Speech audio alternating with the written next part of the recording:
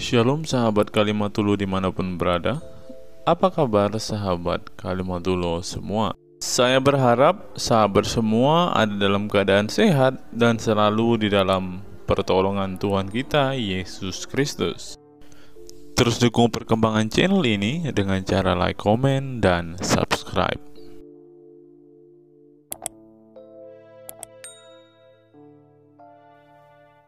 Lintas iman. Ya. Islam bertanya, Kristen menjawab. Kristen bertanya, Islam meninggal. Silakan, Bang. Gimana, Bang? Tuh kan? Oke. Bang, kenalan dulu ya. Anda Muslim? Muslim. Muslim. Baik, Bang. Saya Kristen, Bang ya. Ini forum diskusi lintas iman. Ya. Islam bertanya, Kristen menjawab. Kristen bertanya, Islam meninggal. Silakan, Bang. Gimana, Bang? Tuh kan? Enggak, saya Aduh, berat.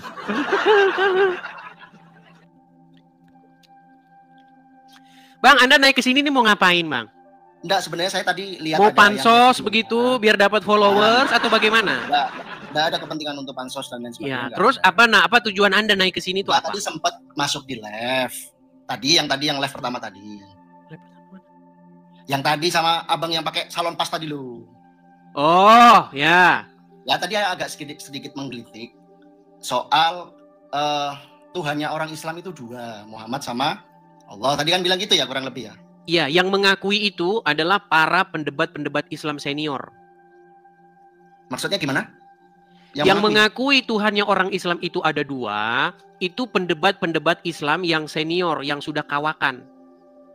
Kalau orang-orang Islam awam ya, contohnya ya. Yusuf PI, Zuma, Rifa, Alif, Daman Al-Mantiki, Rashid, Tasik Ngaji, bahkan Abdul Somad kalau datang ke sini, saya akan buat dia mengaku Tuhannya orang Islam dua. Kalau sampai Abdul Somad naik sini dan dia tidak mengakui bahwa orang Islam punya dua rob, saya terjun dari Monas. Baik, siap. Kalau saya pribadi punya pandangan berbeda, Bang. Bang, kita tidak membahas pandangan Anda. Kita membahas apa yang disebutkan oleh Al-Quran. Kalau pandangan Anda nanti terserah Anda mau mandangnya Monas itu bengkok kek.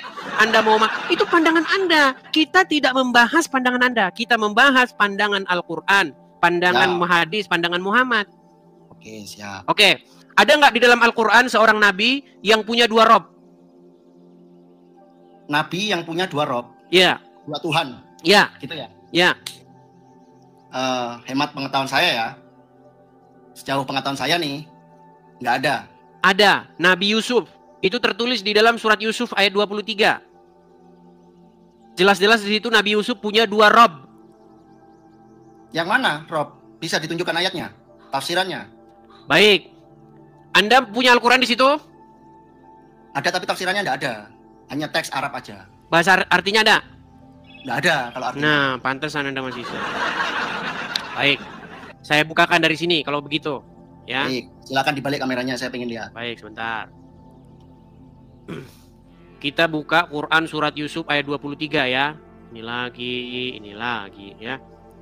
Surat Yusuf ayat 23.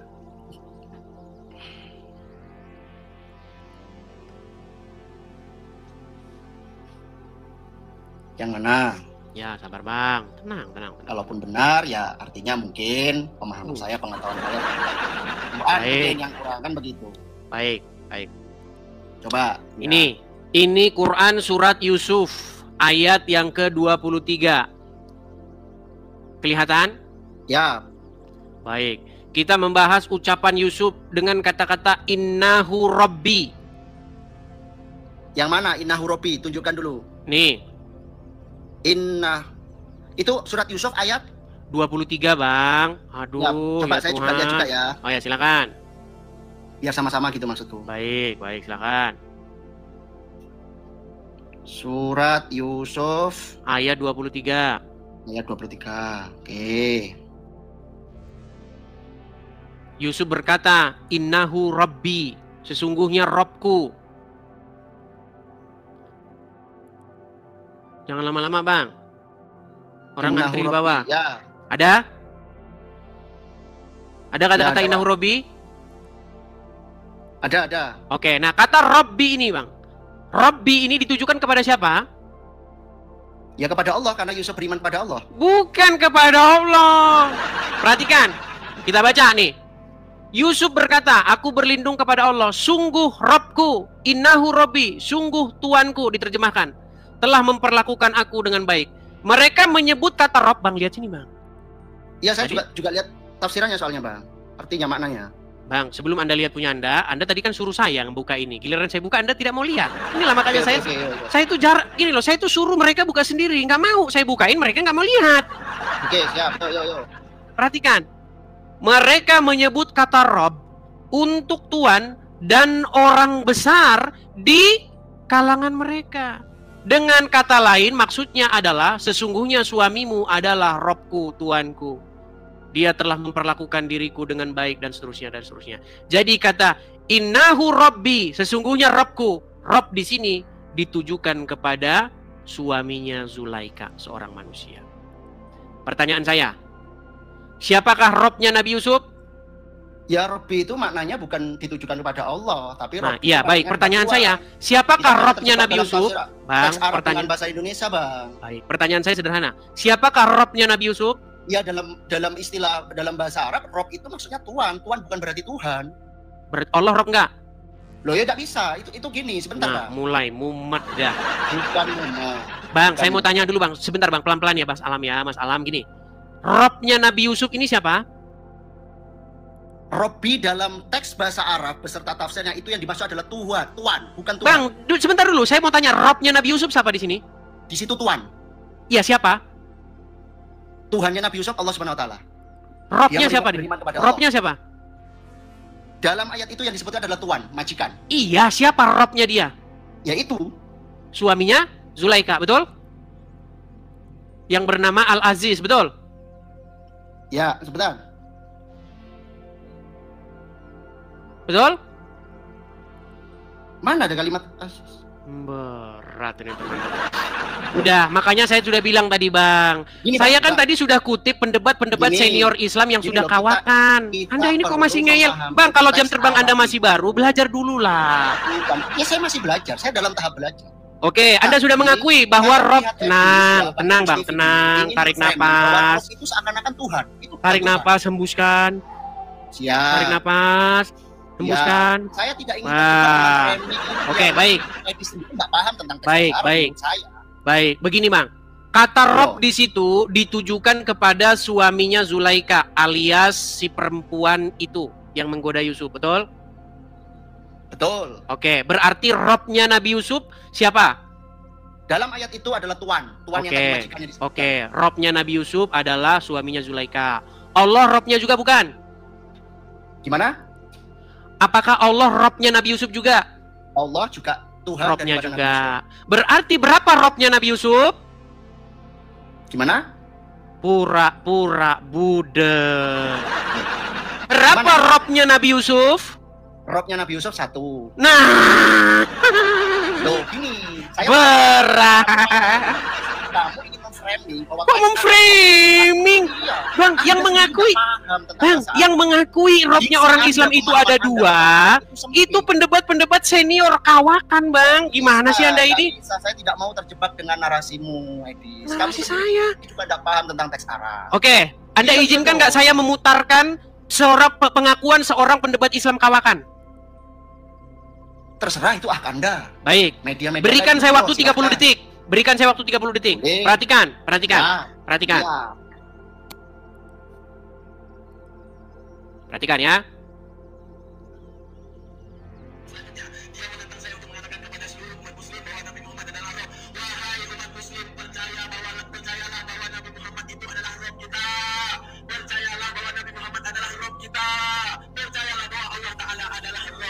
Nah, tuh. Itu pendebat senior kawakan. Udah bangkotan mereka debat itu. Anda baru orang baru, sok tahu. Baik, sekarang saya minta pengakuan Anda. Apakah suaminya Zulaika Rabbnya Yusuf? Gimana? Apakah suaminya Zulaika Rabbnya Nabi Yusuf? Dalam ayat itu disebutkan iya. Oke, apakah Allah juga Rabbnya Nabi Yusuf? Nah, inilah. hal seperti kamu ingin saya Jangan berbelit, jangan berbelit. Apakah Allah Robnya Nabi Yusuf? Mulai. Angel tenan tuturanmu. Angel tenan tuturanmu. Silakan kamu baca ayatnya. Kamu baca ayatnya di situ. Ada pembeda di Apakah suaminya Zulaika Robnya Nabi Yusuf? Anda sudah bilang iya. Pertanyaan selanjutnya. Apakah Allah, sebentar Bang. Apakah Allah juga Robnya Nabi Yusuf? Saya tanya balik. Dalam ayat tersebut ada pembeda antara Rabbi yang disebut Tuhan dan Allah? Ada loh. Bang, kita nggak usah berbicara pembeda, jelas beda. Suaminya Zulaika jelas bukan. Sebentar Bang, tenang. Suaminya Zulaika sudah pasti bukan Allah. Allah sudah pasti bukan suaminya Zulaika. Jelas. Yang saya tanyakan, apakah Allah juga Robnya Nabi Yusuf? Apakah Allah Robnya Nabi Yusuf? Iya, Allah. Apakah suaminya Zulaika Robnya Nabi Yusuf juga? Bukan, tadi iya, sekarang bukan. Robnya on off. Ada saklar. Kamu ingin membenturkan bahwa Rob yang kamu menyimpulkan tafsir dari ayat itu, Tuhan Nabi Yusuf ada dua, gitu Edi. Kok tafsir? Iya. Bang, barusan Anda mengakui bahwa suaminya Zulaika Robnya Nabi Yusuf. Tadi iya, sekarang bukan. Makanya Bang, berangkat dari ayat itu, maka kita berbicara apa sesungguhnya makna Rob. Ternyata manusia pun bisa dipanggil sebagai Rob. Buktinya Nabi Yusuf memanggil suaminya Zulaika sebagai Rob. Apa arti Rob itu? Rob itu adalah apapun yang mengaturmu, yang mengendalikanmu, yang membuat kamu tahluk kepadanya, yang membuat kamu tunduk mengikutinya. Itu definisi Rob. Jadi ketika kamu patuh, tahluk, tunduk kepada iblis, maka kamu membuat iblis itu sebagai Robmu. Nah, sekarang sebagai muslim Bang, saya mau tanya, jujur dari hatimu yang paling dalam. Apakah kamu tunduk, patuh, taat kepada seorang manusia yang bernama Muhammad? Karena Muhammad sebagai nabi. Bang, jangan karena Muhammad. Apakah Anda patuh, taat, tunduk kepada seorang manusia bernama Muhammad? Karena sunnah yang diajarkan oleh Nabi Muhammad bagian daripada sunnah. Tanya apa, jawab apa? Pertanyaan saya bukan karena apa. Pertanyaan saya bukan karena apa kamu taat dan tunduk. Pertanyaan saya, apakah kamu patuh, taat, tahluk, tunduk mengikuti anaknya Aminah? Makanya saya bilang, Rob kalian itu ya Muhammad, ya Allah, dua-duanya. Kamu kalau mempersilahkan orang gimana Anda ini? Ya, angel tenan tuturanmu, angel tenan tuturanmu. Wes angel. Udah Bang, belajar lagi dah ya, belajar lagi. Tadi tanya, ayo coba tanyakan lagi. Ya kan lagi bagaimana? Anda sudah putar-putar. Apakah suaminya Zulaika Robnya Nabi Yusuf? Saya punya hak untuk menjawab. Saya punya retorika, saya punya pilihan. Tetapi jawaban Anda tidak jelas. Sekarang saya pastikan. Apakah suaminya Zulaika adalah Robnya Nabi Yusuf? Gak usah membahas itu. Ya, silakan di bawah. Tidur di bawah sana. Tidur di bawah sana. Iya, begitu teman-teman. Saya yang akan membuat Abdul Somad mengakui bahwa Robnya orang Islam itu ada dua. Mana berani Abdul Somad ke sini? Nggak berani. Adi Hidayat, Abdul Somad nggak akan berani. Takut jamaahnya hilang. Kalian tahu nggak? Saya sudah pernah ngomong berkali-kali. Apa sebabnya ulama-ulama, jagoan-jagoan, pendebat-pendebat senior Muslim itu jarang mau ke sini? Sebabnya apa? Takut mengiyakan saya. Iya, ayo silakan. Kita kasih naik ada Rijal Motor. Nah. Silakan nyalakan kamera Anda. Ini Rijal Motor ini juga udah termasuk pendebat-pendebat yang jam terbangnya sudah mulai ada. Coba nih kita tanya sama pendebat Muslim yang jam terbangnya mulai ada. Rijal, apakah Muhammad itu Rob? Tenang, Rijal, tenang. Kita lanjutkan yang tadi dulu sedikit. Tenang dulu, Rijal. Rijal, tenang, Rijal. Apakah Muhammad itu Rob? Aku sudah berat. Iya, benar. Muhammad adalah Rob. Oke, Muhammad adalah Robnya umat Muslim, betul? Diartikan adalah Tuhan, pemimpin yang mulia ataupun yang raja. Oke, sebentar Rijal. Apakah Muhammad adalah Robnya umat Islam? Ya, pemimpinnya umat Islam. Oke, Robnya umat Islam. Apakah Allah adalah Robnya umat Islam? Itu beda lagi, Dis. Itu aduh, mulai. Rijal, inilah orang Islam nih teman-teman. Kalau ditanya Robnya ada dua, mereka nggak mau ngaku. Sebentar. Apakah Muhammad itu robnya umat Islam? Ya, pemimpinnya umat. Oke. Apakah Allah adalah robnya umat Islam? Ya, Tuhannya Oke. umat Islam. Berarti berapa robnya umat Islam?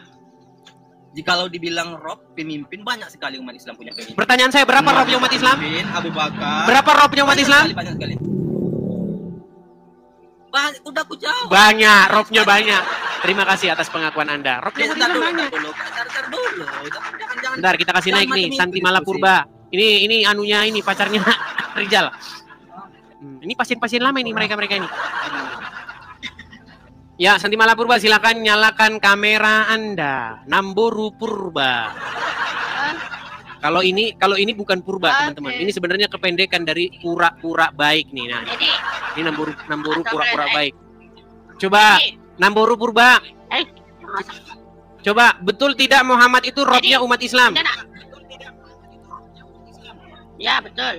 Betul. Betul tidak Allah robnya umat? Sebentar, ini Rijal karena dia ini saya turunkan dulu. Namboru Purba alias Santi Malapurba, apakah Muhammad robnya umat Islam? Ya, betul. Apakah Allah robnya umat Islam? Ya, robnya umat Islam. Ya, Allah itu penyembahan umat Islam. Oke, pertanyaan saya berarti ada berapa Ya, robnya Allah umat itu Islam? Robnya penyembahan 1. Mulai 1 ditambah 1 sama dengan 1. Baik, dibawa dulu karena suara Anda menggema juga nggak jelas. Kalau nanya sama orang Kristen aja, Yesus Tuhan ya, Tuhan. Bapak Tuhan, berapa Tuhan? Berapa Tuhan? Roh Kudus Tuhan, berapa Tuhan? Terima kasih Kak Simoni, terima kasih. Giliran nanya sama orang Kristen, Yesus Tuhan, Roh Kudus Tuhan, Bapak Tuhan, semangat 45, berapa Tuhan? Giliran ditanya Muhammad Rob, Allah Rob, langsung tiba-tiba 1 Rob. Jangan standar ganda, pinter dikit ya. Wahai umat yang punya 2 Rob, Allah dan Muhammad, masih kalah kalian, Rob kalian 2, saya masih 3, menang 1 saya. Gimana? Oke, kita kasih naik ada Kurniati. Selamat malam Kurniati.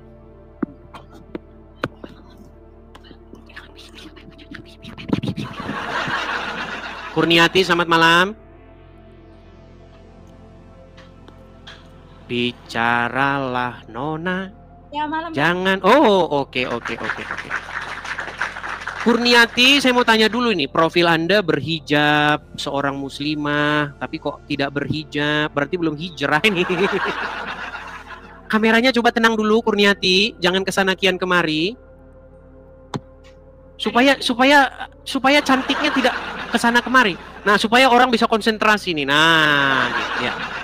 Kurniati, saya mau tanya dulu nih, Kurniati, Anda ini muslim atau bagaimana? Muslim, ini lagi teman-teman Anda yang masukkan. Muslim. Ya silakan Kurniati, apa gerangan Anda naik kemari? Saya mau menyampaikan tadi katanya nanya ya, Muhammad itu Rob atau bukan? Muhammad itu bukan Rob, tapi Muhammad itu utusan Allah. Berat ini sudah. Oke. Adakah di dalam Al-Quran seorang nabi yang robnya itu ada 2? Tidak. Yang barusan kami bahas tadi ya surat apa? Nabi Yusuf ya. Ya, surat Yusuf ayat 23. Ada di situ Al-Quran? Enggak, ini lagi di kos teman Kristen. Bukan, yang saya tanya adakah di situ Al-Quran? Tidak ada. Bisa melihat, bisa membaca huruf Arab? Baik, kita coba ya, kita tes. Kita sabar teman-teman ya, karena banyak orang-orang Islam di sini sangat antusias ingin belajar kepada Edis TV ya. Baik, kita tunjukkan bahwa ada seorang nabi yang punya 2 rob di dalam Al-Quran. Ini Al-Quran loh, gak main-main ya. Baik, ini surat Yusuf ayat yang ke-23. Ada kata-kata Nabi Yusuf yang berbunyi Innahu Rabbi. Kelihatan?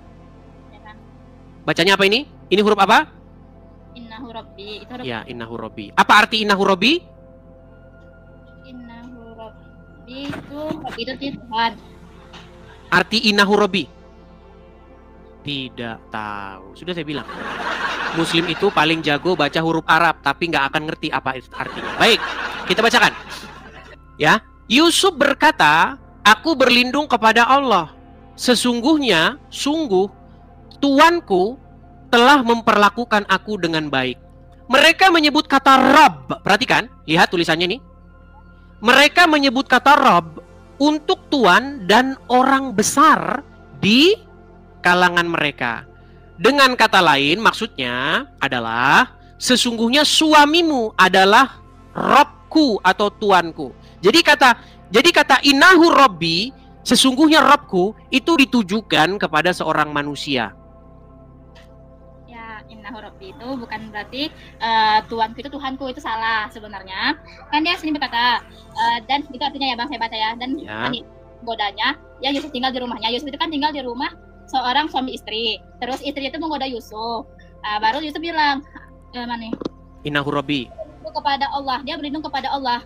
Terus dia bilang, aku berlindung kepada Allah, sesungguhnya Tuhanku telah memperlakukan aku dengan baik. Maksudnya itu, Tuhan, isi suaminya si perempuan, itu baik kepada dirinya. Betul, baik. Kepada Allah, dia berlindung kepada Allah, karena biar tidak tergoda dengan si perempuan ini. Dan dia tidak mau melakukan tuannya. Gitu. Berarti, Tuhan itu Rob bukan, tapi itu salah. Tuanku itu karena itu bahasa Indonesianya. Bahasa Arabnya apa di situ? Tuan itu kan bahasa Indonesia. Bahasa Arabnya apa di situ? Bahasa Arab Tuan. Kalau dalam bahasa Arab itu sih bahasa Tuhan itu Syahid, bukan Rob. Rob itu artinya Allah. Siapa namanya? Kurniati. Di situ ada kata Robbi nggak?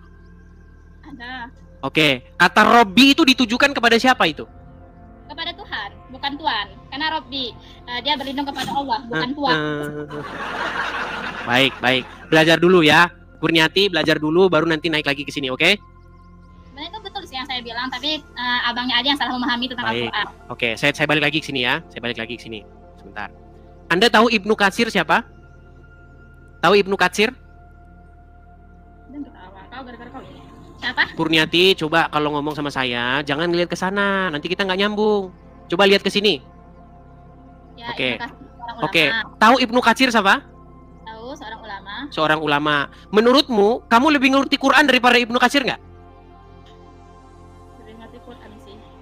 Oke, Ibnu Katsir lebih ngerti Quran. Perhatikan ya, perhatikan.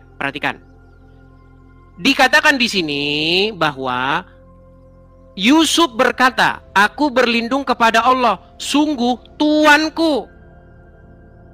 Ya. Perhatikan. Ya. Telah memperlakukan aku dengan baik. Mereka menyebut kata Rabb, perhatikan, untuk Tuan dan orang besar di kalangan mereka. Dengan kata lain maksudnya adalah sesungguhnya suamimu adalah tuanku. Nah, kata tuan ini bahasa Arabnya adalah Rabbi. Ngerti? Ini bacanya apa? Rabbi. Rabbi ini ditujukan kepada siapa?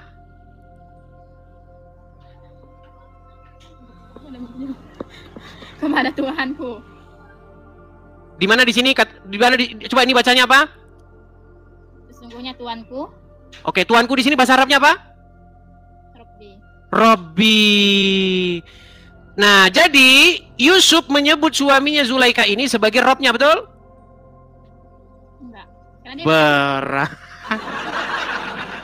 Makanya saya bilang teman-teman, kalau orang-orang awam ya akan membantah saya. Kalau pendebat-pendebat Islam senior akan mengiyakan saya. Begitu. Nih ya, saya gini aja, Kartika. Nih, saya kasih contoh-contoh pendebat-pendebat senior yang sudah mengakui bahwa Muhammad itu adalah Robnya umat Islam. Perhatikan ya. Kita mulai dulu nih dari statement yang cetar membahana. Perhatikan. Dia menantang saya untuk mengatakan kepada seluruh umat muslim bahwa Nabi Muhammad adalah Rob. Wahai umat muslim, percayalah bahwa Nabi Muhammad itu adalah Rob kita. Percayalah bahwa Nabi Muhammad adalah Rob kita. Percayalah bahwa Allah Ta'ala adalah Rob kita. Jadi Rob kalian itu ada dua, Muhammad dan Allah. Nih, kemudian apakah cuma satu orang yang mengakui? Oh enggak, pendebat-pendebat senior ini. Perhatikan. Salam. Agama apakah yang Robnya adalah mayat? Kami. Agama apa? Islam. Jadi robnya orang Islam itu ada dua. Salah satunya telah menjadi mayat di Arab Saudi. Begitu. Apa sih makna rob itu? Coba ngerti nggak apa arti rob? Robbi, ya Robbi. Apa artinya? Tahu nggak? Tuhanku. Iya. Apa artinya rob itu? Atau Tuhanku atau Tuanku itu? Artinya sesuatu atau seseorang yang kepadanya kita menaklukkan diri. Yang kepadanya kita menyerahkan ketundukan dan kepatuhan.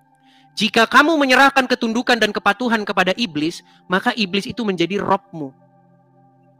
Jika kamu menyerahkan ketundukan dan kepatuhan kepada seorang ulama, maka kamu telah membuat ulama itu menjadi robmu. Nah, umat muslim menyerahkan ketundukan dan ketaklukannya kepada anaknya Aminah, namanya Muhammad. Coba sekarang saya tanya, Kurniati, kamu patuh, takluk, tunduk nggak dengan Muhammad? Iya. Iya. Makanya banyak orang pergi ke Arab minumin kencing onta. Tahu kenapa mereka minumin kencing onta? Atau jangan-jangan kamu tidak tahu banyak orang ke Arab minumin kencing onta? Tahu nggak? Enggak. Tidak Emang tahu.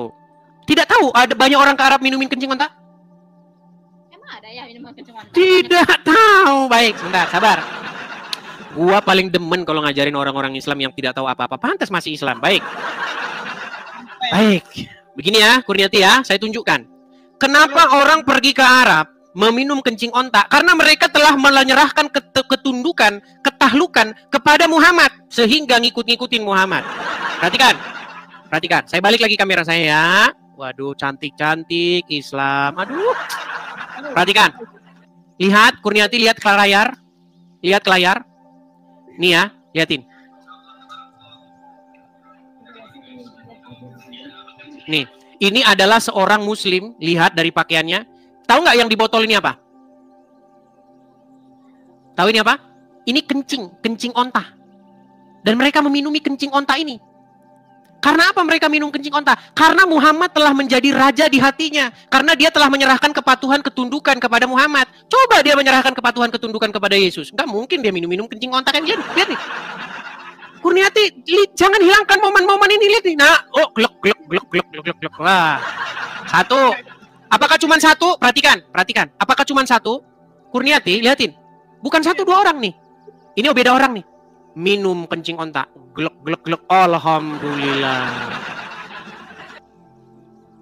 Makanya Kurniati, ketika seseorang menyerahkan ketahlukan, ketundukan, kepatuhan kepada Muhammad, orang tersebut akan berperilaku seperti tadi. Pergi ke Arab, cium-cium batu, lempar-lempar batu, puter-puter batu, minumin kencing onta. Itu akibat dia telah membuat dirinya, membuat Muhammad sebagai robnya. Dia menyerahkan kepatuhan, ketundukan mutlak kepada Muhammad. Makanya saya bilang, 2025, ayo ganti Rob, ganti Tuhan. Jangan lagi Muhammad, tetapi Yesus. Begitu. Amin. Iya. Jangan kau serahkan kepatuhan, ketundukanmu kepada Muhammad. Nanti kamu dibilang, kamu mau nggak saya nambah istri lagi? Kalau kamu menjadikan Muhammad sebagai Robmu, siap. Itu. Makanya kalau orang patuh sama Muhammad, akan seperti itu. Dek, abang mau nambah istri lagi 2 supaya pintu surga terbuka bagimu. Kamu harus siap. Saya ingin menjalankan sunnah Rasul. Coba, perempuan-perempuan yang patuh, tunduk, tahluk kepada Muhammad. Ketika suami kalian bilang mau nambah istri lagi, harus apa jawaban kalian? Pasti jawaban kalian, alhamdulillah pintu surga terbuka lebar untukku.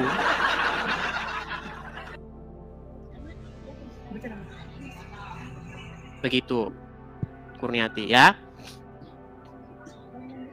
Gimana?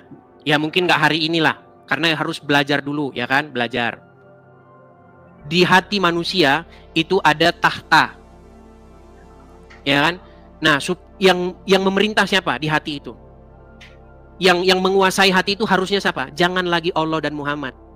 Gantilah yang memerintah di hatimu itu Bapa, Yesus dan Roh Kudus. Jangan Allah dan kekasihnya yang namanya Muhammad. Begitu. Ya.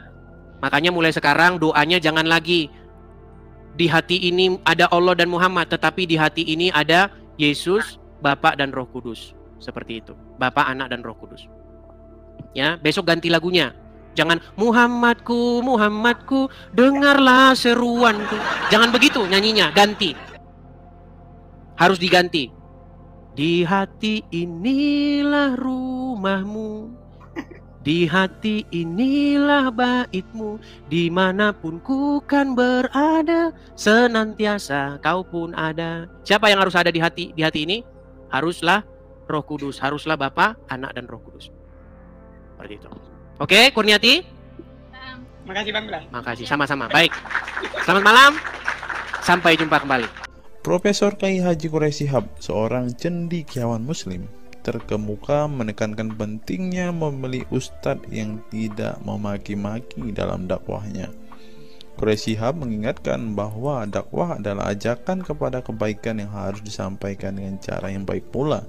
Ia menekankan pentingnya mencontoh akhlak Nabi Muhammad SAW yang selalu lemah lembut dalam menyampaikan ajaran Islam. Mengutip sabda Nabi Muhammad, barang siapa yang beriman kepada Allah dan hari akhir, hendaklah ia berkata baik atau diam. Ayahanda presenter Nasyo Shihab menegaskan bahwa ini adalah pedoman penting bagi para pendakwah. Kata-kata yang baik dan penuh hikmah lebih efektif dalam menyentuh hati dan menggerakkan orang untuk berubah ke arah yang lebih baik. Dalam dakwah, seringkali ditemukan penceramah yang menggunakan kata-kata yang keras dengan alasan untuk menegur atau mengingatkan umat. Namun, Profesor Quraisy Shihab mengingatkan bahwa cara ini justru bisa menimbulkan antipati dan menjauhkan orang dari ajaran agama Islam yang seharusnya penuh kasih sayang dan rahmat. Menukil Islam.co, Quraisy Shihab menjelaskan hal yang menarik ketika ditanya seseorang terkait kriteria ustadz yang tepat untuk dijadikan panutan atau sebagai penceramah. Mantan rektor lain, sekarang UIN, Syarif Hidayatullah Jakarta, ini menjelaskan dengan penuh kasih ibarat seorang bapak menasihati anaknya.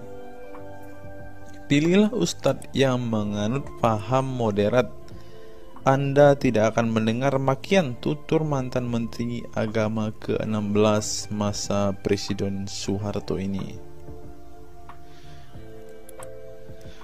Quraisy menjelaskan bahwa ustadz yang wasatiyah akan terbuka untuk dikritik dan tidak fanatik dengan satu pandangan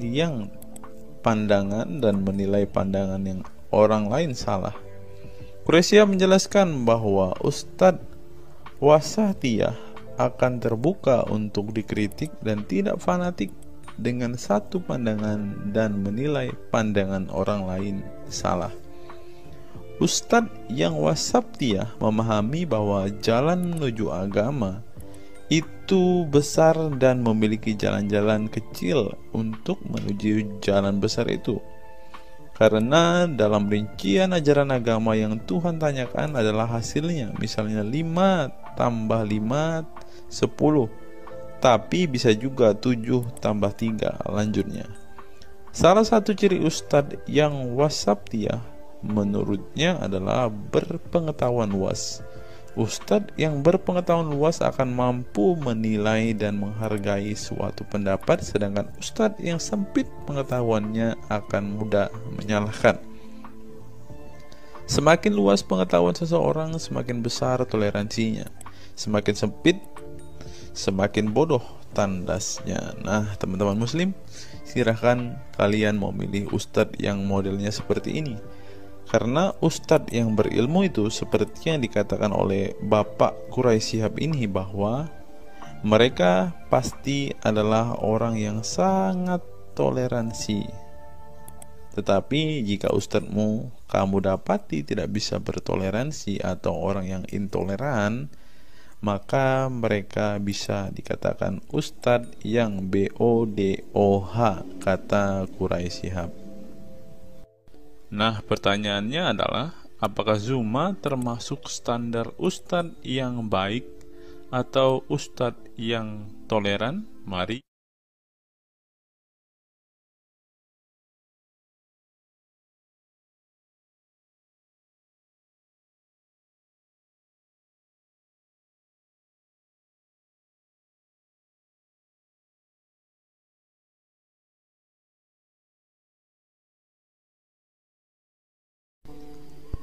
Google, mengapa Rasulullah disebut sebagai nabi penutup? Apa alasannya? Alasannya mengapa Nabi SAW disebut Rasul terakhir adalah karena Allah SWT telah menunjukkan langsung sebagai penutup para nabi dan rasul. Hal ini tercantum dalam Al-Quran yang merupakan firman Allah.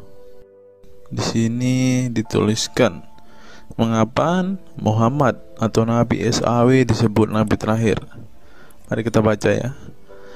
Katamul Anbiya merupakan salah satu julukan Nabi Muhammad yang berarti penutup para nabi, sesuai dengan firman Allah SAW dalam surat Al-Ashab ayat 40 yang berbunyi, artinya Muhammad itu sekali-sekali bukanlah bapak dari seorang laki-laki di antara kamu, tetapi dia adalah Rasul Allah dan penutup nabi-nabi, dan adalah Allah Maha mengetahui segala sesuatu. Nabi Muhammad SAW merupakan nabi terakhir yang Allah utus untuk menyempurnakan agama-agama sebelumnya. Al-Quran merupakan kitab Allah yang menyempurnakan kitab-kitab sebelumnya, sehingga tidak perlu ada kitab lain karena Al-Quran merupakan kitab Allah yang menyempurnakan kitab-kitab sebelumnya, sehingga tidak perlu ada kitab lain karena Al-Quran sebagai kitab terakhir. Maka dapat diartikan bahwa tidak ada lagi nabi setelah Nabi Muhammad SAW. Nabi Muhammad SAW sebagai nabi terakhir juga didukung dengan dalil lainnya, yaitu surat Al-Sab 61 ayat 6. Dan ingatlah ketika Isa bin Maryam berkata, hai Bani Israel, sesungguhnya aku adalah utusan Allah kepadamu, membenarkan kitab sebelumku, yaitu Taurat, yang memberikan kabar gembira dengan datangnya seorang Rasul yang akan datang sesudahku, yang namanya Ahmad, dalam tanda kurung Muhammad. Menurut Syekh Al-Zairi dalam kitab Al-Jawahir dan Al-Kalamiyah, alasan kenapa Nabi Muhammad SAW dijadikan nabi terakhir adalah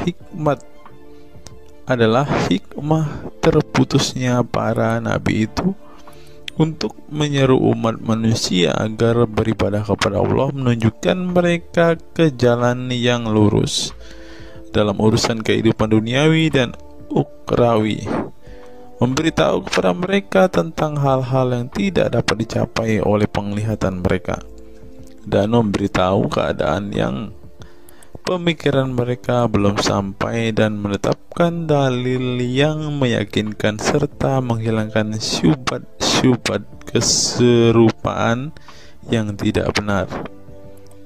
Adapun hubungan dakwah Nabi Muhammad SAW dengan nabi-nabi terdahulu ialah terbangun atas dasar sebagai penguat dan penyempurna dakwah nabi-nabi sebelumnya.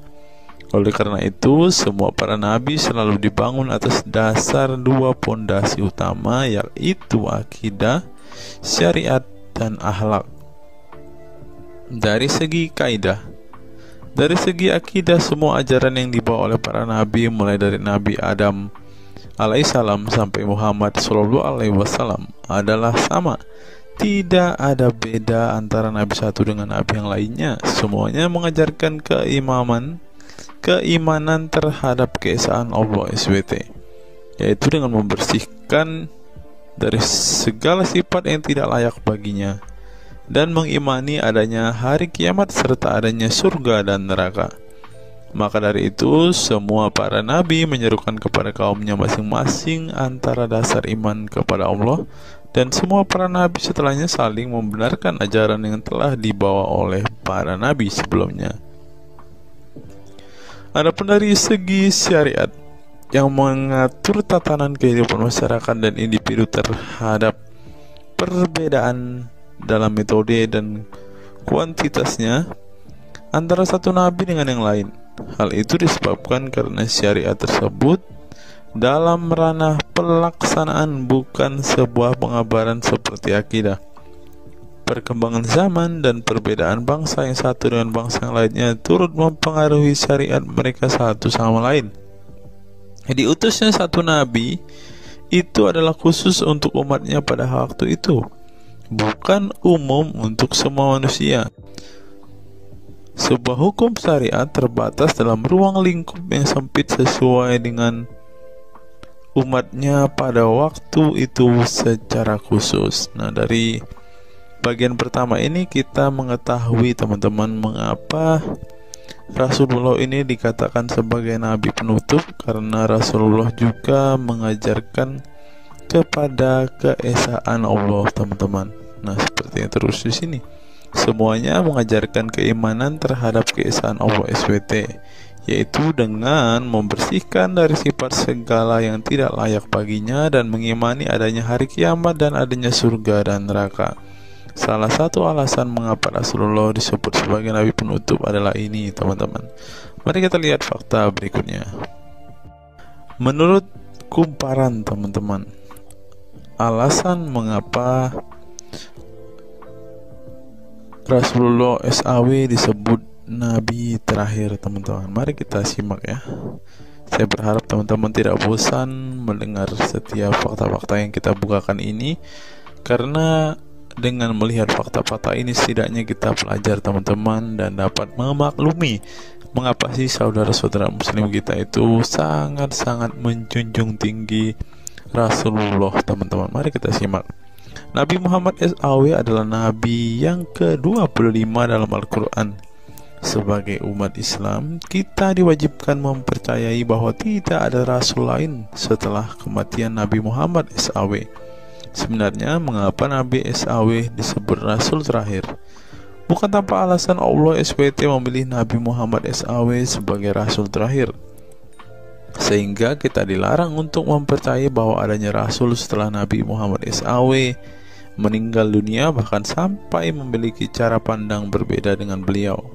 Nah, jadi teman-teman kita, saudara-saudara kita tidak percaya ada nabi setelah Nabi Muhammad, teman-teman. Terlebih ada yang nabi yang membawa ajaran-ajaran yang berbeda dari apa yang diajarkan oleh Rasulullah. Berikutnya, alasan dibalik Nabi Muhammad SAW disebut rasul terakhir. Nabi Muhammad SAW ditunjuk menjadi rasul terakhir Allah SWT dan mendapatkan Al-Quran yang merupakan kitab sempurna dari kitab-kitab sebelumnya. Nah, mereka percaya juga kitab mereka adalah kitab yang paling sempurna, karena kitab-kitab sebelumnya tidak sempurna, maka disempurnakan oleh Al-Quran, teman-teman. Artinya, wahyu yang sudah diterima Nabi Muhammad SAW sudah terputus sejak beliau meninggal dunia. Ibnu Katsir menjelaskan, ini merupakan nikmat Allah Subhanahu wa Ta'ala yang terbesar atas umat ini. Allah Subhanahu wa Ta'ala telah menyempurnakan untuk mereka agama mereka, sehingga mereka tidak lagi membutuhkan agama selain agama mereka. Mereka tidak pula membutuhkan nabi selain nabi mereka. Oleh karena itu, Allah Subhanahu wa Ta'ala menjadikannya sebagai penutup para nabi. Allah Subhanahu wa Ta'ala mengutus beliau kepada manusia dan kepada jin. Nah, jadi teman-teman, Rasulullah juga bukan hanya dikirim kepada umat muslim, kepada manusia-manusia yang percaya dan memutuskan untuk memeluk agama Islam saat ini, ternyata juga kepada para jin, teman-teman. Allah Subhanahu wa Ta'ala berfirman, artinya Muhammad itu sekali-kali bukanlah bapak dari seorang laki-laki di antara kamu, tetapi dia adalah Rasulullah dan penutup nabi-nabi, dan adalah Allah Maha mengetahui segala sesuatu. Dikutip dari buku situs-situs dalam Al-Quran oleh Syarifuddin Al-Fikri, para ahli bahasa memberikan makna terhadap kata ma dalam surat Al-Ahzab ayat 40 dengan al-istitsaku wal ma'u, yang artinya memastikan dan menolak sesuatu. sehingga Al-Quran menyebutkan bahwa Nabi Muhammad SAW sebagai khatam an-nabiyin. Artinya pasti tidak ragu beliau seorang nabi terakhir dan menolak orang mengaku di kemudian hari. Adapun alasan dibalik Nabi Muhammad SAW sebagai Rasul terakhir dijelaskan oleh Syekh Al-Zairi dalam Al-Jawahir Al-Kalamiyah. Sebenarnya Nabi kita Muhammad dikatakan sebagai penutup para nabi itu hanya karena sesungguhnya hikmat terputusnya para nabi itu menyeru umat manusia agar beribadah kepada Allah, menunjukkan mereka ke jalan yang lurus dalam urusan kehidupan duniawi dan ukhrawi, memberitahu kepada mereka tentang hal-hal yang tidak dapat dicapai oleh penglihatan mereka, dan memberitahu keadaan yang pemikiran mereka belum sampai, dan menetapkan dalil yang meyakinkan serta menghilangkan syubhat-syubhat keserupaan-keserupaan yang tidak benar.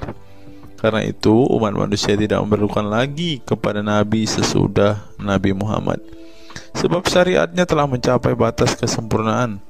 Dan dari alasan inilah tampak jelas tentang rahasia terusnya beliau untuk seluruh umat manusia dan keberadaan beliau sebagai manusia yang paling utama dalam segi fisik serta halaknya. Demikianlah penjelasan singkat mengenai Nabi Muhammad SAW sebagai Rasul terakhir.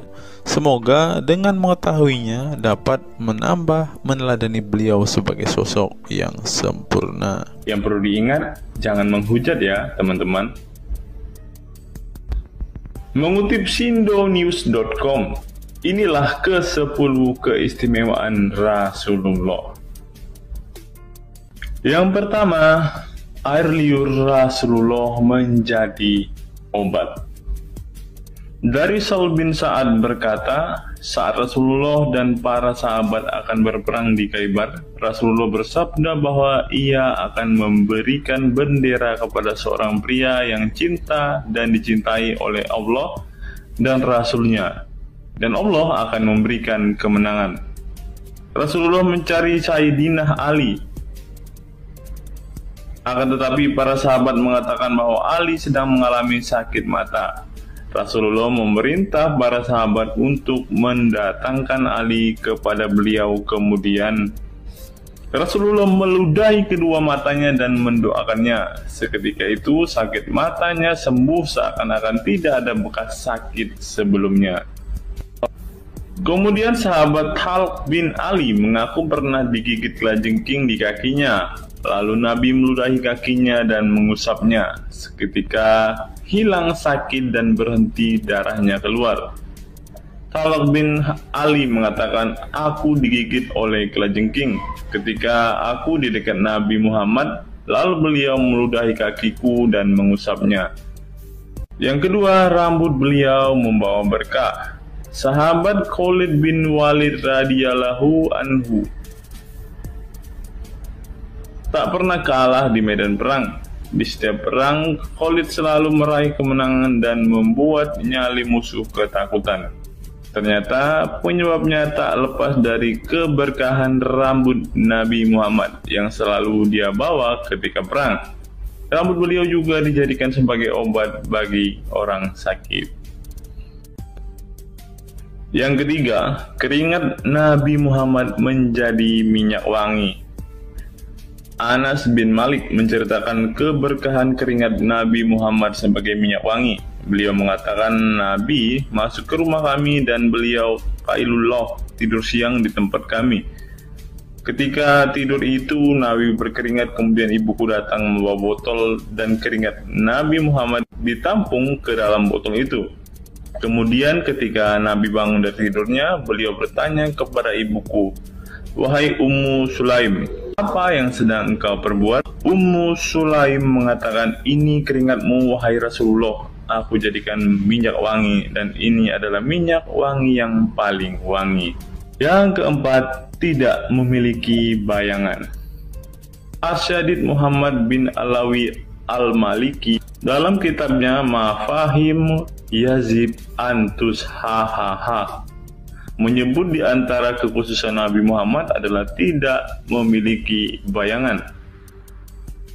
Karena memang beliau adalah cahaya dan cahaya tidak pernah memiliki bayangan. Nabi tidak memiliki bayangan meskipun ada sinar matahari. Ini didukung oleh doa Nabi yang meminta kepada Allah untuk dijadikan sebagai cahaya. Hal ini disebutkan oleh Imam Muslim dalam hadis yang menjelaskan tentang bacaan Nabi dalam doa sujudnya. Ya Allah, jadikanlah di dalam hatiku cahaya, di pendengaranku cahaya, dalam penglihatanku cahaya, di sebelah kananku cahaya, di sebelah kiriku juga cahaya, di depanku cahaya, dan di belakangku cahaya, serta di atasku cahaya, juga di bawahku cahaya, dan jadikanlah untukku cahaya. Dalam riwayat lain juga disebutkan, jadikanlah aku cahaya. Yang kelima, tidak pernah menguap. Dalam kitab Al-Qashais Al-Kubra, Imam Asyuyuti menyebutkan riwayat Nabi Muhammad yang sepanjang hayat tidak pernah menguap. Ditakris oleh Imam Al-Bukhari dalam kitabnya Al-Tariq dan juga Ibnu Abi Saibah dalam Musannafnya, dan dari Isa Ibnu Sa'ad dari Yazid bin Al-Asham, beliau berkata bahwa Nabi Muhammad tidak pernah menguap sama sekali. Yang keenam, hati beliau tidak pernah tidur. Keistimewaan lainnya adalah kedua mata beliau tertidur, namun tidak demikian dengan hati beliau. Suatu waktu Nabi Muhammad pernah ditanya oleh istrinya Sayyidah Aisyah tentang tidurnya selepas sholat witir. Wahai Rasulullah, apakah engkau tidur setelah sholat witir? Beliau menjawab, betul Aisyah, sesungguhnya mataku tertidur dan tetapi hatiku tidak pernah tidur. Ini sejalan dengan apa yang disebutkan beliau bahwa para nabi tidaklah tidur kecuali hanya mata mereka saja yang terpejam. Hati mereka tidak pernah tidur dari berzikir kepada Allah Ta'ala. Dan begitu juga para nabi tidur hanya matanya saja, sedangkan hatinya tidak pernah tidur. Yang ketujuh, jubah beliau sembuhkan orang sakit. Asma bintu Abu Bakar radhiyallahu anhu bertaburuk dengan jubah Nabi. Dari Abdullah bin Kaisan berkata, diperlihatkan kepadaku sebuah jubah tayalisah dari Kisra dan kerahnya berbahan dibaj. Juga kedua sisinya dijahit dengan dibaj. Asma berkata kepada budaknya, wahai Abdullah, jubah ini dahulu ada pada Aisyah hingga ia wafat. Setelah Aisyah wafat, aku pun mengambilnya. Dulu Rasulullah sering memakai jubah ini. Kami pun biasa mencuci jubah ini dengan air untuk menyembuhkan orang yang sakit. 8. Darah bekam Nabi diminum sahabat. Darah Rasulullah benar-benar barokah. Sahabat Abdullah bin Zubair radhiyallahu anhu pernah meminum darah Nabi. Diceritakan Abdullah datang kepada Rasulullah ketika beliau sedang berbekam. Setelah Rasulullah selesai, maka beliau memberikan darah berbekam itu sambil berkata, pergilah dan sembunyikan darah ini dari manusia. Maka aku pergi dan meminum darah itu. Selepas itu aku mendatangi Rasulullah kembali. Lalu Rasulullah bertanya, apa yang kamu lakukan? Abdullah menjawab, aku sudah sembunyikan darah itu di tempat yang tidak boleh dilihat oleh manusia. Baginda Nabi berkata lagi, jangan-jangan kamu telah meminumnya? Beliau menjawab, ya, aku telah meminumnya, wahai Rasulullah. Setelah meminum darah itu, Nabi Muhammad berkata kepada Abdullah, sungguh engkau telah menjaga dirimu dari api neraka. Yang ke-9, tidak pernah ihtilam atau dalam tanda kurung mimpi basah. Ihtilam adalah keluarnya air mani karena sebab mimpi atau fantasi. Di Indonesia sering disebut dengan mimpi basah. Dan itu tidak pernah terjadi pada Nabi Muhammad. Dalam kitab hadis Al-Mu'jam Al-Kabir, Imam At-Tabarani mengeluarkan sebuah riwayat dari Ibnu Abbas bahwasannya Nabi Muhammad tidak pernah ihtilam atau mimpi basah. Yang ke-10 yang terakhir teman-teman, dapat melihat dan mendengarkan ringkihan langit. Dari sahabat Abu Dzar, Nabi Muhammad bersabda, "Sesungguhnya aku melihat apa yang kalian tidak lihat, dan aku mendengar apa yang kalian tidak dengar, ringkihan langit. Dan memang pantas langit bersuara ringkih, karena di setiap jarak 4 jari di langit ada malaikat yang menaruh keningnya dan sujud kepada Allah. Demi Allah, seandainya kalian mengetahui apa yang aku ketahui, kalian akan sedikit tertawa dan banyak menangis." Keistimewaan lain dari Nabi Muhammad disebutkan ketika beliau buang air tidak ada bekasnya sama sekali. Dalam kata lain, semua kotoran beliau ditelan bumi, tak sedikit pun yang tertinggal. Beliau juga mampu melihat ke belakang dengan jelas sebagaimana beliau melihat ke depan. Itulah ke-10 keistimewaan Nabi Muhammad yang juga menjadi bukti kenabian beliau. Rasulullah adalah manusia sebagaimana umatnya, akan tetapi Allah menjadikan beliau sebagai manusia yang tidak seperti manusia pada umumnya.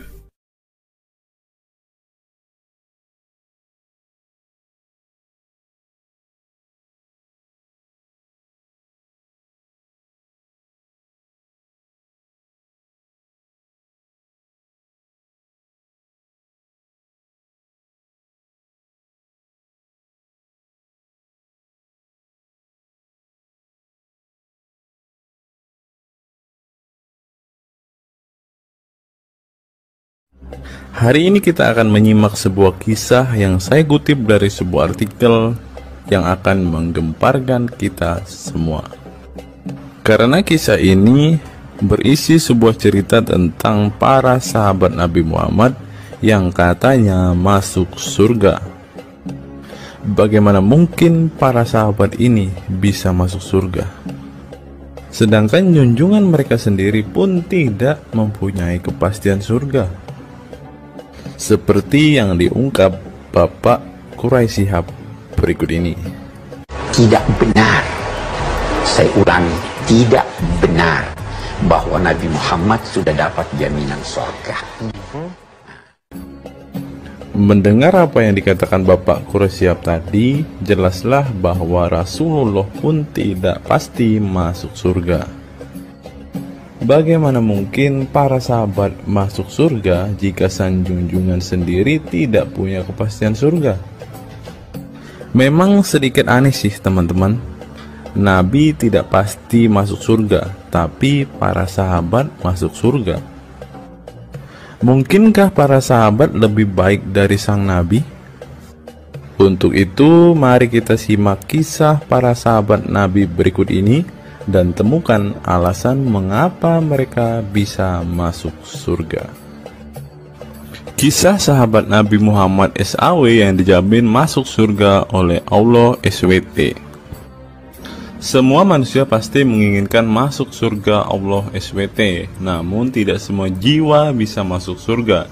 Ada banyak tantangan dan perjalanan yang sangat panjang yang harus dihadapi umat Islam hingga mendapat kesempatan ala SWT untuk masuk surga. Itu juga belum tentu langsung masuk surga. Mungkin harus ke neraka untuk menghapus dosa-dosa terlebih dahulu. Meski demikian, kita bisa belajar dari kisah sahabat Nabi Muhammad SAW yang dijamin masuk surga Allah. Mereka tidak begitu saja mendapat tempat yang keindahannya kekal abadi. Berbagai ujian keimanan dan fisik dalam mengarungi kehidupan mereka di jalan Allah SWT. Siapa sajakah sahabat Nabi SAW yang dijamin masuk surga? Simak selengkapnya dalam ulasan berikut ini. Kisah sahabat Nabi Muhammad SAW yang dijamin masuk surga. Dalam sebuah hadis terdapat 10 sahabat Nabi SAW yang masuk surga. Hadis tersebut berasal dari Abdurrahman bin Auf radhiyallahu anhu. Ia berkata, Rasulullah SAW bersabda. Adapun kisah 10 sahabat Nabi yang dijamin masuk surga yang dikutip dari buku biografi 10 sahabat Nabi yang dijamin masuk surga karya Sujai Fadil 2020. Yang pertama, Abu Bakar As-Siddiq. Abu Bakar As-Siddiq dikenal sebagai manusia terbaik setelah Nabi Muhammad SAW. Beliaulah orang pertama yang beriman kepada Nabi SAW, menemaninya dan membenarkan perkataannya. Ketika Nabi Muhammad SAW meninggal dunia, beliaulah yang dipilih menjadi imam dan melanjutkan kepemimpinan sebagai khalifah. Yang kedua, Umar bin Khattab. Sahabat Nabi Muhammad SAW selanjutnya yang dijamin masuk surga adalah Umar bin Khattab. Dedikasi beliau kepada agama Islam sangatlah besar. Walaupun sebelum ia memutuskan untuk beriman kepada Nabi Muhammad SAW, ia ingin membunuhnya.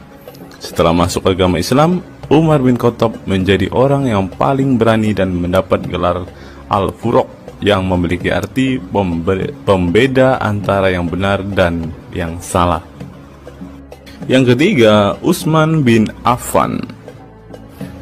Utsman bin Affan merupakan saudagar kaya raya, namun kekayaan tersebut tidak membuatnya sombong, namun kebalikannya. Utsman menggunakan hartanya untuk zakat, sedekah, dan infak. Setelah meninggalnya Umar bin Khattab, beliau melanjutkan kepemimpinannya dan juga melanjutkan tugas untuk menyusun mushaf Al-Quran. Yang keempat, Ali bin Abi Thalib. Ali bin Abi Thalib merupakan sepupu dari Nabi Muhammad SAW, sehingga beliau banyak belajar Islam dari usianya sejak kecil. Ali bin Abi Thalib pernah ditinggal Nabi Muhammad SAW saat perang Tabuk untuk menjaga para wanita dan anak-anak. Setelah meninggalnya Utsman bin Affan, beliau meneruskan kepemimpinannya. Namun di masa kepemimpinannya banyak sekali pertentangan dan perpecahan kelompok dengan pemikiran masing-masing. Talhah bin Ubaidillah. Meski tak seterkenal para khulafaur rasyidin, namun beliau merupakan sosok perlindung bagi Nabi Muhammad dalam perang Uhud dengan menangkis anak panah dengan tangannya hingga kehilangan jari-jarinya.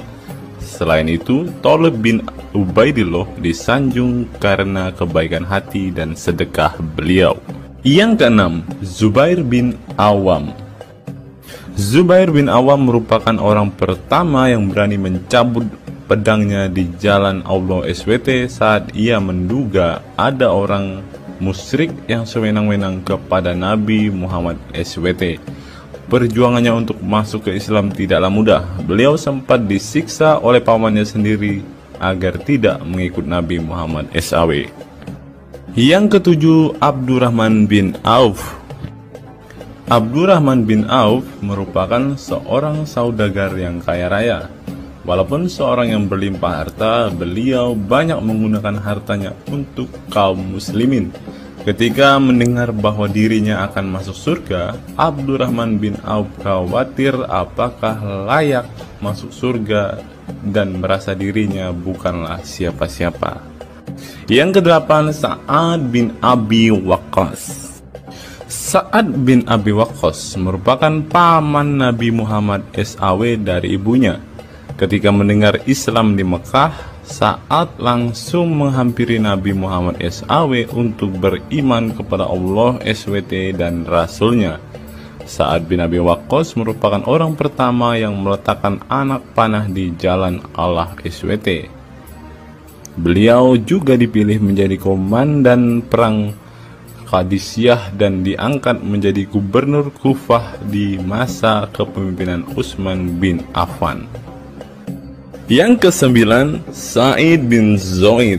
Apabila seseorang yang mampu membuat Umar bin Khattab yang keras bisa masuk ke dalam Islam, beliau adalah Sa'id bin Zaid dan istrinya Fatimah bin Khattab. Beliau mengadakan pertemuan di Darul Arqam dan sebelumnya menyampaikan dakwah di dalamnya. Sa'id bin Zaid tidak pernah absen dari peristiwa penting dan peperangan bersama Nabi Muhammad SAW kecuali di perang Badar. Yang ke-10, Abu Ubaidah bin Zarah. Abu Ubaidah bin Zarah merupakan seorang sahabat Nabi Muhammad yang lemah lembut namun cekatan. Beliau termasuk salah satu generasi pertama yang masuk Islam. Ketika perang Uhud, 2 gigi depannya copot, malah tampilan dirinya makin bagus. Giginya ompong dikarenakan ia mencabut 2 rantai yang masuk melalui lubang kancing topi besi di wajah Nabi Muhammad SAW karena terkena tebasan. Dari 10 kisah tadi, semua sahabat Nabi itu terkenal dengan perbuatan baiknya. Apakah standar umat muslim masuk surga adalah dengan berbuat baik? Perbuatan baik tentu tidak dapat menyelamatkan. Seorang ustadz pernah berkata seperti ini. Mengantarkan kita masuk ke surga itu bukan amal perbuatan kita. Kita semua masuk ke dalam surga Allah kelak itu lantaran mendapat anugerah dari Allah dan mendapat rahmat dari Allah. Jadi bukan karena amal ibadah kita. Apa tanggapan teman-teman setelah menyimak kisah ini?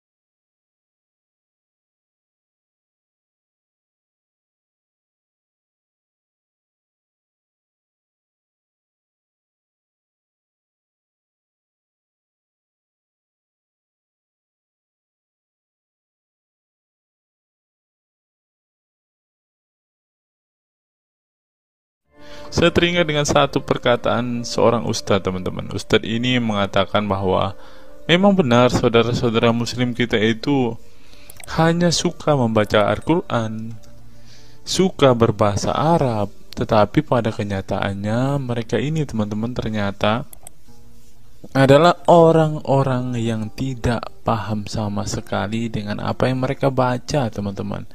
Dan akhirnya Ustadz ini mengatakan bahwa saudara-saudara muslim kita ini seperti keledai, teman-teman. Mari kita dengarkan apa yang disampaikan Ustadz ini. Kita bangga menghafal Al-Quran tapi tidak memahami Al-Quran. Senang mengulang berbahasa Arab tapi tidak mengerti bahasa Arab. Suka membaca Al-Quran tapi tidak memahami maknanya. Akhirnya apa? Menjadi keledai di Indonesia.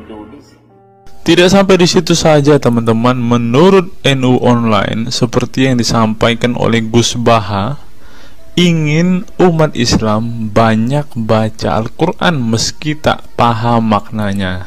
Teman-teman bisa baca sendiri ya judul artikel ini. Artikel ini mengatakan seorang Gus ingin umatnya itu semua umatnya dia ingin bahwa mereka harus mau dan rajin membaca Al-Quran, teman-teman. Walaupun ya pada kenyataannya apa yang mereka baca mereka tidak ketahui. Apa yang mereka baca mereka tidak tahu maknanya, teman-teman. Mari kita dengarkan dan lihat apa isi dari artikel yang diransir oleh NU Online ini, teman-teman. Jakarta, NU Online. Rais Syuriah Pengurus Besar Nahdlatul Ulama PBNU Kiai Haji Ahmad Bahaudin Nur Salim yang biasa dikenal dengan Gus Baha mengingatkan umat muslim atau umat Islam untuk memperbanyak membaca Al-Quran meski tidak memahami maknanya. Waduh, gak bahaya kah ini? Ustadznya mengatakan harus baca saja Al-Quran walaupun tidak paham. Wah, bisa-bisa umat Islam jadi keledai se-Indonesia nih, seperti yang dikatakan Ustadz yang barusan tadi. Karena semuanya disuruh baca, disuruh hafal, tidak peduli tahu atau tidak arti dan maknanya. Aduh, gimana ini, teman-teman? Sebagai kitab suci, Al-Quran harus lebih dekat dengan umat Islam. Cara mendekatinya bisa dengan mempelajari dan memahami kandungan Al-Quran atau membacanya. Membaca Al-Quran lebih bernilai ibadah, terutama di bulan suci Ramadan. Saya paling sangat ingin di Ramadan ini banyak membaca Al-Quran, baik membaca secara qiraatan saja atau lebih jelasnya. Sebagaimana dikutip NU Online dari akun YouTube Santri Gayeng, menurut Gus Baha, membaca Al-Quran tidak harus menunggu paham arti dan tafsirnya, sebab membaca Al-Quran dari huruf ke huruf sudah bernilai ibadah.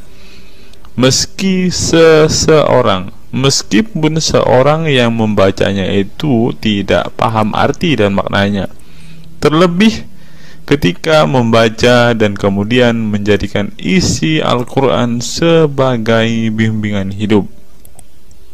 Gus Baha mencoba melogikakan orang yang membaca Al-Quran tetapi tidak memahami maknanya. Ia menjelaskan ketika seseorang membaca Al-Quran dan tidak paham maknanya, maka seseorang itu hanya menyibukkan diri dengan kalamullah. Hal ini menurut Gus Baha sesuatu yang baik. Tetapi Ustadz yang tadi mengatakan kalau hanya bisa membaca tetapi tidak ngerti maknanya, mereka sama dengan keledai di Indonesia. Nah, sekarang umat muslim bingung nih harus ngikutin yang mana, mau jadi keledai atau hanya menjadi pembaca tetapi tidak tahu apa-apa nih. Lanjut teman-teman. Efek dari kesibukan dengan kalamullah itu pasti tidak melakukan maksiat. Tetapi kalau kita melihat ya, kalau ada satu contoh kasus yang terjadi di pesantren kemarin kan teman-teman, di artikel yang kita baca sebelumnya, bahwa kejadian atau hal yang bersangkut paut dengan maksiat ini terjadi di dalam pondok pesantren teman-teman. Bagaimana ini Gus Baha? Kalau Anda mengatakan bahwa ketika orang sibuk dengan membaca Al-Quran dengan kesibukan membaca kalamullah dan bisa terhindar dari melakukan hal-hal maksiat, tapi kok di pondok pesantren malah terjadi maksiat nih Gus Baha, bagaimana ini? Lanjut, saya beri contoh, meskipun membaca saja dan tidak paham artinya itu tetap baik. Ada orang yang semalaman itu duduk bersama keluarga, ngobrol ringan tentang masa lalu, cerita lucunya atau lucunya anaknya. Pada malam itu ditulis oleh malaikat bahwa keluarga ini tidak maksiat, tidak dugem, tidak narkoba, dan tidak ke tempat maksiat, jelasnya. Gus Baha mengatakan keberkahan dari seorang muslim atau muslimah menyibukkan diri bercengkrama bersama keluarga, asik guyon dengan teman dan tetangga adalah tidak melakukan maksiat dan tidak macam-macam, apalagi jika saat itu membaca Al-Quran. Hal ini sesuai dengan kajian ilmu usul fikih yang dipelajari Gus Baha dari Al-Makfurlah Kiai Haji Maimun Zubair.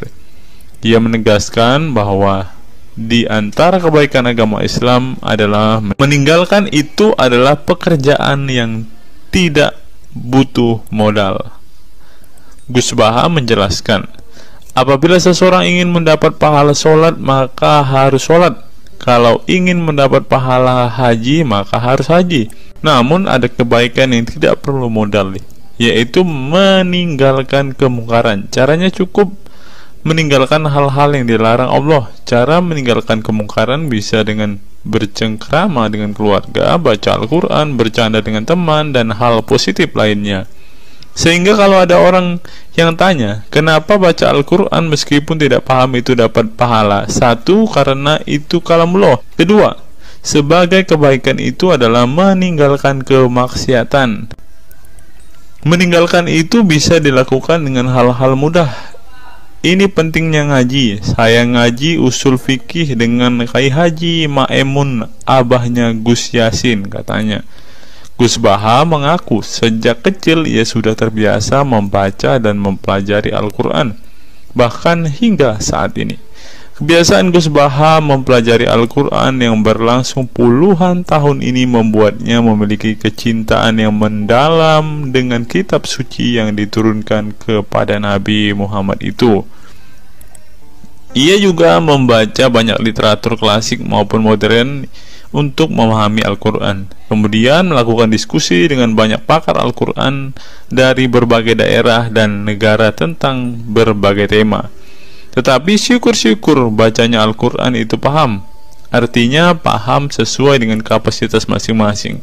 Saya mulai kecil hingga sekarang masih ngaji Al-Quran, masih belajar, juga masih terus mencari ilmu. Ucap pengasuh pondok pesantren Tahfidzul Quran LP3 IA Rembang, Jawa Tengah itu.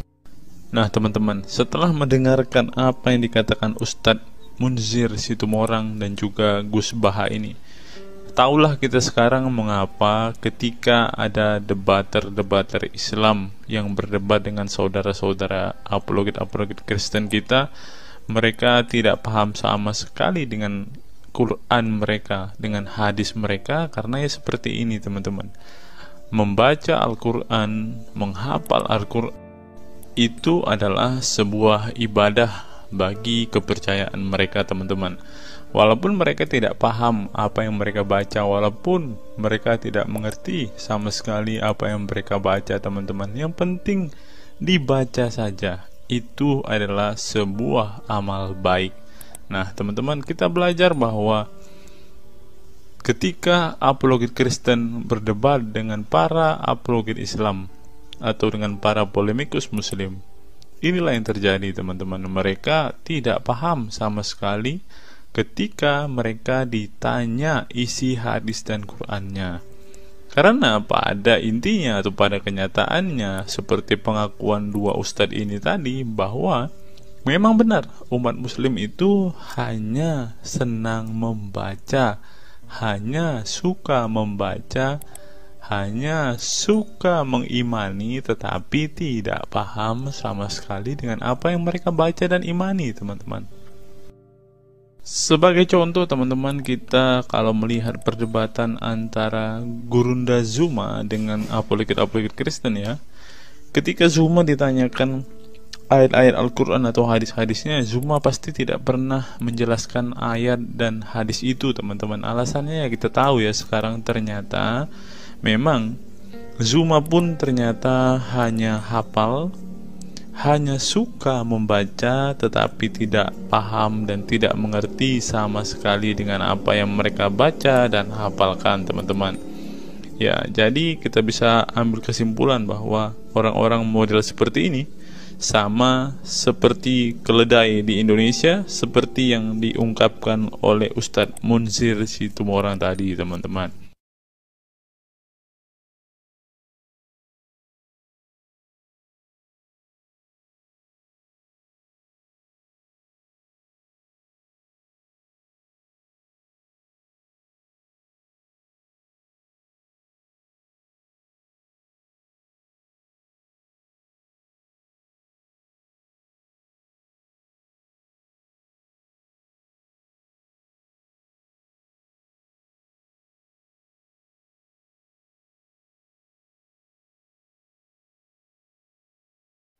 Fenomena pemurtadan dan kelompok Islam radikal. Sejumlah sarjana Islam mengemukakan hukuman seorang murtad adalah hak prerogatif Tuhan, bukan wewenang manusia. Masalah pemurtadan selalu menjadi isu penting dalam sejarah wacana keislaman. Dalam Islam, tindakan atau sikap seseorang muslim meninggalkan agama Islam, baik dengan perkataan maupun dengan perbuatan, disebut dengan ridah atau irtidad dalam bahasa Arab. Dan orang muslim yang melakukan tindakan ini disebut murtad. Nah, seperti yang dikatakan oleh Yakut tadi teman-teman, dengan mengatakan toa itu seperti gonggongan anjing, dia sudah murtad teman-teman. Itulah sebabnya saudara-saudara muslim menganjurkan dia untuk istighfar dan mengucapkan 2 kalimat syahadat kembali. Lanjut. Seorang dikatakan murtad belum tentu mereka pindah atau konversi ke agama baru. Bisa juga mereka kemudian memilih untuk tidak beragama, menjadi sekuler, ateis, agnostik, dan lain sebagainya. Masalah pemurtadan ini bukan hanya diskursus dan fenomena eksklusif dalam Islam saja, tetapi juga dalam agama-agama lain ya. Ada banyak pendapat di kalangan sarjana muslim tentang status riddah dan bagaimana seharusnya memperlakukan seorang murtad. Ada yang berpendapat riddah adalah masalah kepolitikan, bukan masalah teologi keagamaan, sehingga orang yang keluar dari Islam murtad tidak perlu dikenai hukuman apapun, termasuk hukuman pembunuhan. Karena itu akan bertentangan dengan doktrin Islam dan Al-Quran yang menggaransi kebebasan bagi seseorang untuk beriman dan beragama atau tidak beriman dan tidak beragama. Bagi mereka, sejarah hukuman pembunuhan bagi orang-orang yang keluar dari Islam lebih mengacu pada fenomena dan alasan sosial politik belaka. Dengan kata lain, kata murtad bagi mereka mengacu pada pengertian pembangkangan politik ketimbang pemberontakan teologis. Tak ada konsensus mengenainya. Tetapi ada pula yang berargumen bahwa masalah pemurtadan adalah masalah teologi keagamaan, sehingga orang yang mendeklarasikan diri keluar dari Islam harus dihukum bunuh seperti yang dipraktikkan oleh generasi Islam pasca wafatnya Nabi Muhammad. Menariknya, sejumlah sarjana Islam terkemuka, baik klasik maupun kontemporer, baik Sunni maupun Syiah, sebut saja seperti Muhammad bin Ahmad al-Saraki, Abu al-Walid al-Baji, Ibrahim al-Naqi, Ibnu al-Human, Buharuddin al-Mahinani hingga Ali Goma, Husin Ali Mutazir, Zafed Ahmad Gamidi, dan Torik Ramadan menyatakan tidak ada konsensus daripada ulama tentang hukuman bunuh bagi seorang murtad. Mereka juga menegaskan bahwa hukuman seorang murtad adalah hak prerogatif Tuhan, bukan wewenang manusia. Nah, sekarang kalau kita melihat, ada seorang ustadz mengatakan, siapa namanya itu, Abdul Somad bilang, bagi yang murtad darahnya halal. Nah, gimana ya dengan Abdul Somad ini, teman-teman? Dia sudah tidak menghidupi apa yang diajarkan oleh pendahulu-pendahulunya, teman-teman. Lanjut, masalah sejarah dan fenomena pemurtadan dalam Islam ini dengan baik dikupas oleh Abdullah Said dalam Freedom of Religion, Apostasy and Islam, atau Taha Jabir Al-Wani dalam Apostasy in Islam, Historical and Scriptural Analysis.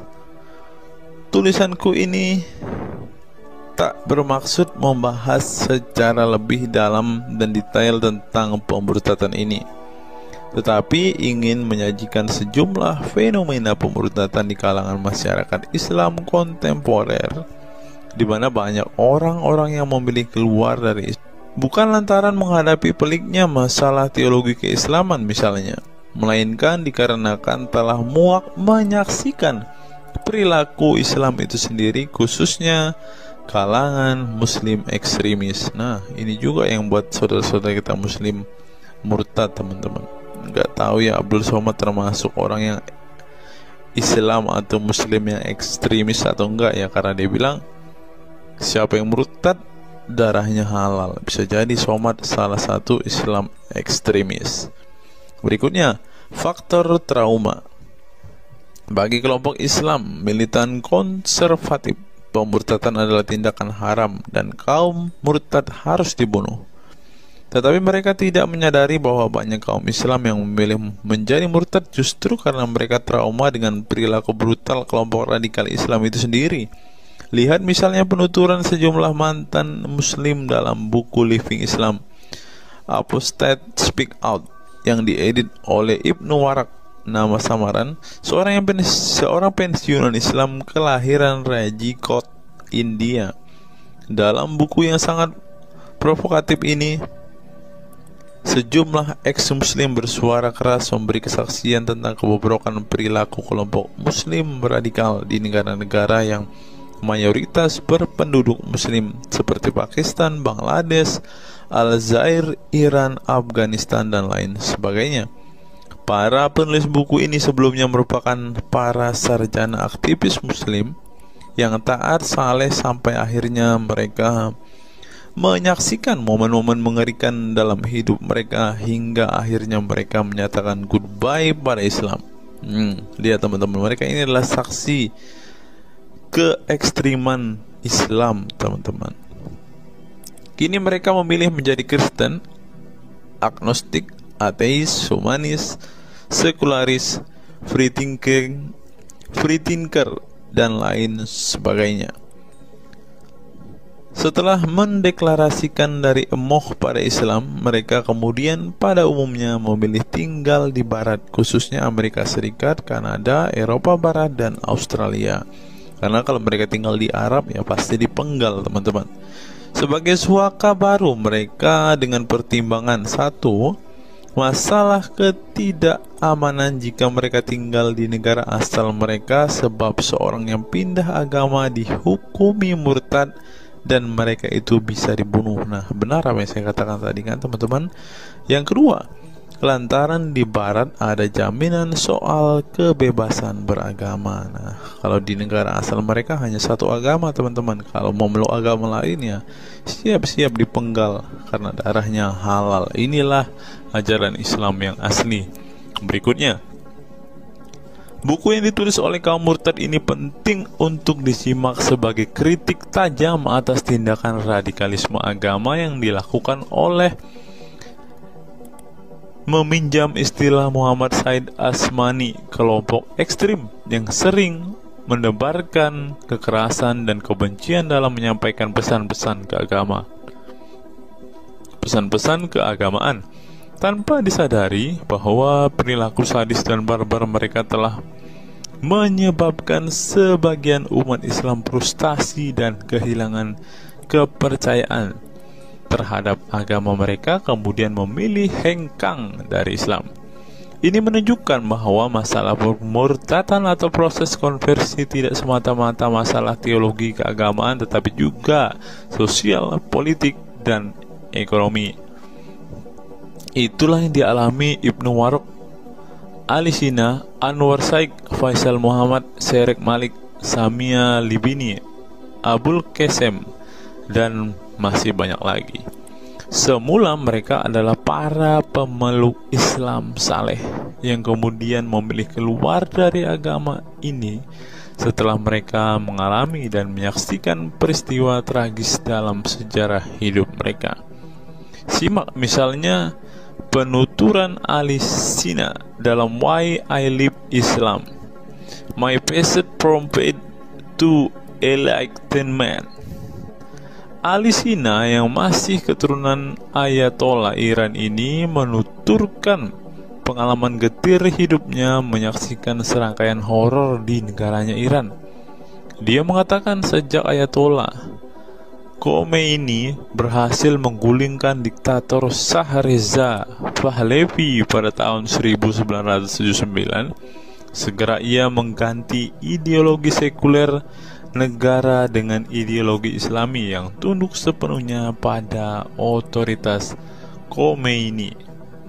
Masih menurut Ali Sina, alih-alih ingin menegakkan kedaulat Tuhan, dalam praktiknya yang terjadi justru penegak kedaulatan Khomeini, di mana melalui agen rahasianya yang bernama Saza Mene Ate Laat Fa Amniate Keskharar, yang disingkat Shefak, dia dan para pendukungnya menghancurkan siapapun yang tidak mau tunduk pada otoritas politik keagamaannya, termasuk bekas sekutunya. Maka pada saat Imam Khomeini berkuasa, kata Sina, nyawa pun menjadi sangat murah. Ribuan orang Irak dibunuh sebagai efek perang teluk antara Iran-Irak. Ribuan pengikut Bahai Faith disiksa dengan tuduhan murtad, dan ribuan penduduk Iran yang menolak otoritas politik dan agama sang imam dipenjara. Nasib kaum perempuan lebih tragis lagi. Sebelum dibunuh, mereka diperkosa oleh tentara syariat dengan alasan sebagai imbalan pembangkangan kepada sang Ayatollah sekaligus tiket menuju surga. Ngeri teman-teman, tiket menuju surga. Peristiwa tragis semasa rezim Khomeini ini membuat Ali Sina trauma dan kehilangan kepercayaan terhadap Islam sehingga ia memilih murtad. Sekarang ia mendirikan Faith Freedom Foundation untuk mengadvokasi orang-orang yang ingin meninggalkan Islam. Selain Ali Sina, pengalaman getir juga dialami oleh Abul Qasim Bangladesh, Sherak Malik Pakistan, Anwar Shaikh Pakistan Bertain, Nadia dari Maroko, Samia Libina dari Tunisia, Azad dari India, dan masih banyak lagi. Setelah mengalami dan menyaksikan sejumlah peristiwa tragis kekerasan agama yang dilakukan kaum muslim radikal di negara mereka, mereka kemudian hijrah ke iman yang baru. Memang tidak bisa dipungkiri di negara-negara berbasis Islam itu telah terjadi sejumlah peristiwa sadis yang dilakukan sekelompok rezim muslim militan dan kaum radikal agama demi ambisi politik kekuasaan mereka. Atas nama agama dan penegakan syariat Islam, mereka melakukan serangkaian teror dan kekerasan terhadap kelompok minoritas dan lawan-lawan politik agamanya.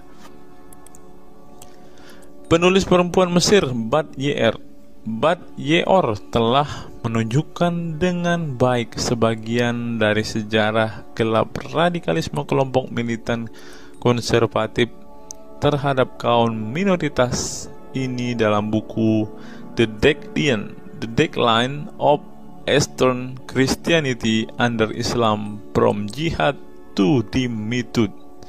Dalam buku ini, dia berpendapat bahwa konsep dhimmi, khususnya Kristen dan Yahudi yang secara literal mengacu pada definisi protected people, orang-orang yang dilindungi, dalam realitasnya justru menjadi kelompok yang diperas, dieksploitasi karena di samping dipaksa membayar pajak pada pemerintah, mereka tidak pernah menikmati hak-hak sipil sebagai warga negara. Di negara-negara berbasis syariat Islam, mereka memang menjadi warga negara kelas 2, kalau bukan malah tidak berkelas lagi. Wah. Tidak hanya non-muslim saja, kaum muslim yang kebetulan berseberangan dengan ideologi dan aliran keagamaan rezim penguasa, baik rezim Sunni maupun Syiah, juga mendapat perlakuan kejam dan diskriminatif. Sebagian dari kaum muslim yang dizolimi oleh rezim Islam ekstrem ini masih bertahan memeluk Islam. Tetapi sebagian lain lebih memilih kabur ke negeri lain dan emoh memeluk Islam lagi. Ilustrasi di atas merupakan peringatan keras sekaligus memberi pelajaran berharga bagi umat Islam. Dengarnya saudara-saudara Islam, khususnya kelompok muslim militan konservatif yang selama ini getol berdakwah dengan cara-cara kekerasan dan intoleran.